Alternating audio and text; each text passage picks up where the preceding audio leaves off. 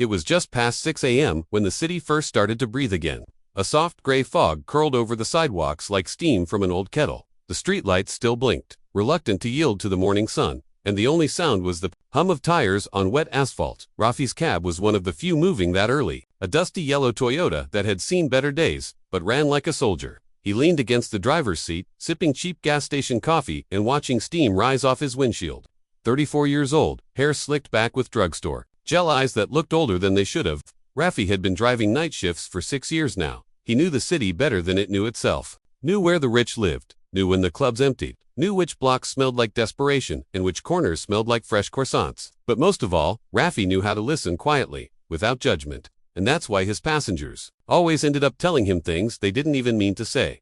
That morning, just before his shift ended, a woman flagged him down outside a Marble High. She was rushing, clearly late, her coat slung over one arm, phone clenched to her ear. "Airport, please, and fast," she said without looking at him. Her voice was firm, tired, the kind that had led boardrooms and fought for pay equity. She looked like someone who'd built herself from ash-sharp heels, sleek black coat, no wedding ring, and eyes that didn't flinch. Rafi nodded and pulled into the flow of traffic. She didn't speak much after that, just stared out the window, fingers twitching on her phone screen. At one red light, he glanced in the rearview mirror.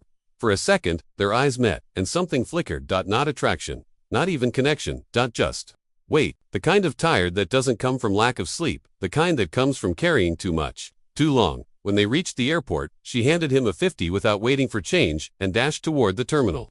The door swung shut behind her. Rafi drove off, already thinking of breakfast and bed. He didn't notice the slim black wallet wedged between the seat cushions until he stopped to refill gas. He almost didn't open it, but something made him look inside. Were crisp $100 bills, a corporate ID card, and a driver's license. That read, Layla Noor, CEO. He blinked. CEO? Of what?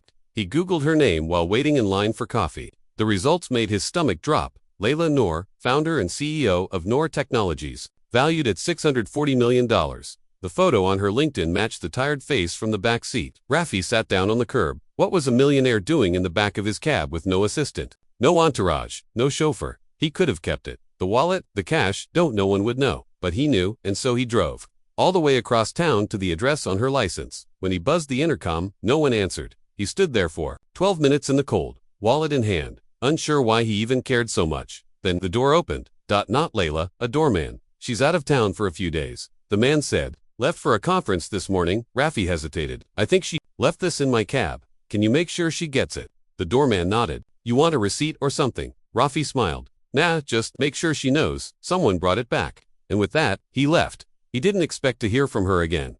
He didn't expect her to remember him, but Layla did. And when she got back, everything changed. Layla didn't realize the wallet was missing until she reached security. Her fingers reached for it almost automatically. Passport ID, boarding pass. But her coat pocket was empty. For a moment, the world tilted. Not because of the money, or even the cards, but because that wallet held everything. The photo of her mother, folded and worn, a tiny silver charm from her sister's funeral. The handwritten note she kept from her first investor, the one who told her she'd never make it in tech because she was too emotional. It wasn't a wallet, it was a war medal, and now it was gone. She felt the panic crawl up her spine, but forced herself to breathe. She had a flight to catch. She'd cancel her cards later. She'd deal with it. She always did. But on the plane, something felt off. She kept looking out the window like she'd left a piece of herself on the sidewalk. And the truth was, she had. 3 days later, when she returned to her penthouse, the doorman handed her a sealed envelope. "Someone dropped this off.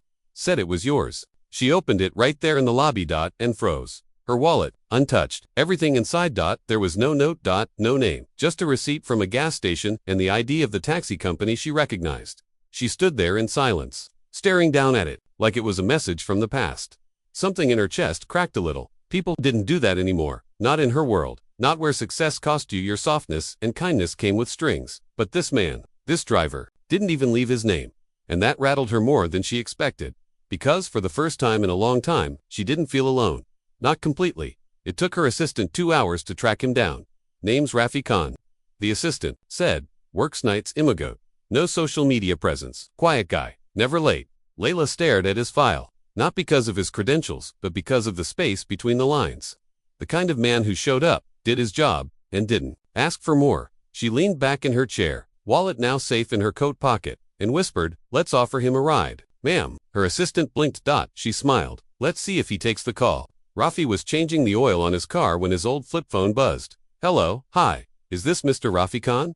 Yes, we're calling on behalf of Ms. Layla Noor. She'd like to thank you personally for returning her wallet. Silence. Then, it wasn't a big deal. She thinks it is. I didn't do it for thanks. We know. That's why she wants to meet you. Why? There was a pause on the other end. Then, because people like you don't come around often, and she's tired of forgetting what good feels like.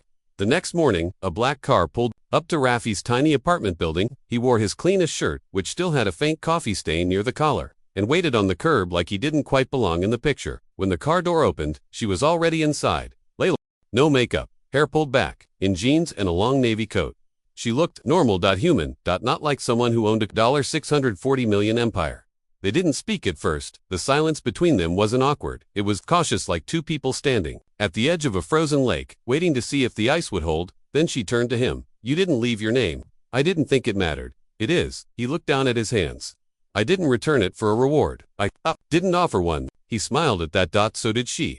They drove for 35 minutes in silence before arriving at a construction site. New glass buildings, steel beams, cranes, swinging overhead. This, she said, stepping out, is the new headquarters. He blinked. Headquarters for Noor Technologies. She turned to him. I want you to work here. Rafi stared at her, stunned. Ma'am, I'm not qualified. I didn't ask for your resume. I'm offering you a role. As what? She shrugged. Start with driver. But I have a feeling you'll end up in management. I don't understand. Layla stepped closer. Rafi. People who do the right thing when no one's watching. That's leadership. That's what I want in this building.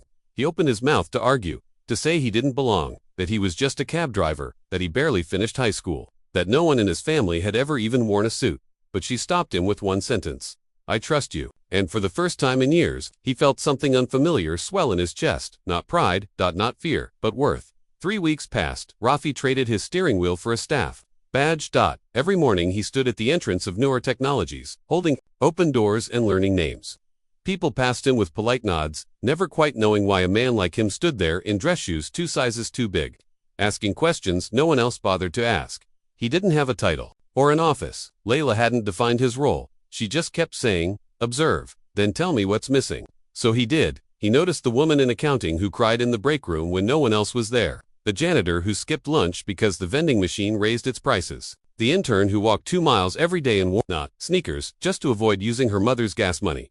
He wrote it all down in a cheap notebook he kept in his coat. No one asked him to, no one paid him for it. But Layla read every page, and then she acted. Quietly. Raises, repairs, shuttle passes, lunch stipends, little things that whispered, you're seen. The company started to change. Not loudly, not all at once, but in the way people began holding doors for each other, in the way laughter returned to hallways, and people started calling it the Rafi effect. But not everyone approved. He's not qualified. One board member hissed. During a quarterly review, he's a driver. And I was a college dropout once. Layla snapped back. We're not building resumes here. We're building values. They didn't argue after that. Because when Layla spoke like that, people listened. Still, she noticed the whispers, and she noticed something else. She smiled more when Rafi was around. One night, after a long day, she found him standing alone in the parking lot, staring up at the company logo. You ever think, he said without looking at her, how strange it is that a name becomes bigger than the person who made it? She tilted her head. What do you mean? I mean that building says Noor, but when you walk in, it feels cold. It's only when people matter that a name means anything. She didn't respond at first. Then quietly, you make it matter. He turned. So do you. That night, for the first time, she told him the truth. About her father, a cab driver who was deported when she was 12. About the years she'd buried her past beneath suits, stock reports, and IPOs. About the part of herself she thought she had to kill to survive. And how seeing him return that wallet, without asking, without expectation, reminded her of something she hadn't felt in decades. Hope. They became inseparable after that. Not romantically. Something deeper. To people rebuilding something invisible in each other. Every week, he brought her chai in a paper cup, slightly too sweet. Every Friday, she asked him to walk the office with her and tell her what no one else dared to say. She began calling him her compass. He hated that, but secretly, it made him stand straighter. Then, one morning, she didn't come in. The elevator was empty. Her office dark. Her assistant pale. She collapsed at home. The assistant said, she's at the hospital now. Rafi didn't ask permission. He ran. When he got there, she was awake, pale, and furious. You left the office, she said, her voice weak. You left the world, he whispered back, and she laughed. A cracked, tired laugh. Doctor said it was stress. She murmured, burnout. Apparently changing the culture of a multi-million-dollar company from scratch isn't good for the heart. You shouldn't have to do it alone, he said. She turned to him, eyes glassy. I haven't. Not since you showed up. And, just like that, the room went quiet. Not heavy. Not sad. Just quiet. The kind of silence that says, I see you. 1 week later, Layla returned to the office. Not with speeches. Not with press. Just with a handwritten note taped to the front. Entrance. It read, this company does not reward power. It rewards character. Layla Noor underneath. In small print, Rafi Khan is now chief of people and culture. If you have a problem with that, come see me. I'll bring chai. And for the first time in the company's history, someone actually cried at the front desk out of joy. Not because a cab driver made it to management, but because, finally, someone real was leading them. Someone who had once driven through fog. Just to return a wallet. Not for praise. Not for money. But because it was right. And that kind of man. That kind of man changes everything.